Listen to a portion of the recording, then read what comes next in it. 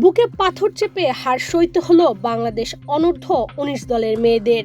যদি ম্যাচের গুরুত্বপূর্ণ সময়ে ক্যাচটি মিস না হতো কিংবা ব্যাটাররা যদি আর অল্প কিছু বেশি রান করতে পারত, এমন হতাশামাখা প্রশ্নগুলো দেখা গেল ম্যাচ শেষে। দারুণ এক লড়াই করেও অনূর্ধ্ব-19 টি-20 বিশ্বকাপে অস্ট্রেলিয়ার কাছে 2 উইকেটে হারের যন্ত্রণা সইতে হয়েছে বাংলাদেশের মেয়েদের। পুঁজি ছিল মাত্র 91, তবে এ রানে অস্ট্রেলিয়াকে রীতিমতো কাঁপিয়ে দিয়েছে বাংলাদেশের মেয়েরা। অনূর্ধ্ব-19 নারী টি-20 বিশ্বকাপে জয়ের সম্ভাবনা জাগিয়েও শেষ পর্যন্ত বাংলাদেশ হেরেছে মাত্র 2 উইকেটে।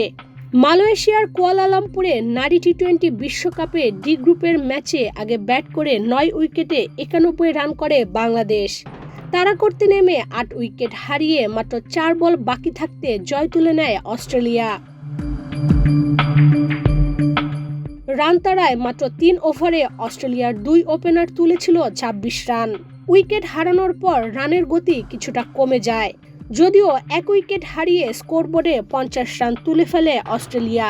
তবে এরপর 17 রানের ব্যবধানে 6 উইকেট তুলে নিয়ে অস্ট্রেলিয়ান মেয়েদের চেপে ধরে বাংলাদেশের মেয়েরা। 86 রানে অষ্টম উইকেট তুলে নিয়ে জয়ের সম্ভাবনা প্রবল করে বাংলাদেশ। শেষ 2 ওভারে বাংলাদেশের হাতে ছিল 4 রানের পুঁজি। 19তম ওভারে 4 রান তুলে ম্যাচ সমতায় নিয়ে আসে অস্ট্রেলিয়া। তবে মিড অফে থাকা ফিল্ডার সরাসরি নন স্ট্রাইকের স্ট্যাম্প ভাঙতে পারলে এই ওভারে 9ম উইকেটও পেয়ে যেত বাংলাদেশ। সেটা হয়নি, আর শেষ পর্যন্ত ম্যাচও জেতেনি বাংলাদেশ। এর আগে টস হেরে ব্যাট করতে নামা বাংলাদেশের হয়ে দুজন ছাড়া কোনো ব্যাটার 2 অঙ্কের ঘরে রান তুলতে পারেননি। সাথে নামা আফিয়া আসিমা রান আউট হওয়ার আগে করেন সর্বোচ্চ 29 রান। তবে 34 বলের ইনিংসটিতে ছিল 2টি 4 ও 1টি 6। এছাড়া ওপেনার সুমাইয়া আক্তার করেন 13 বলে 13 রান।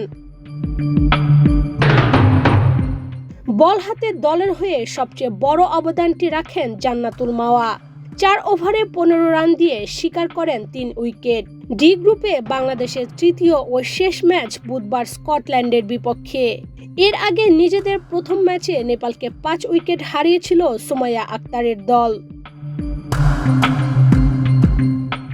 ইশরাত চৈতি, বাংলাদেশ প্রতিদিন।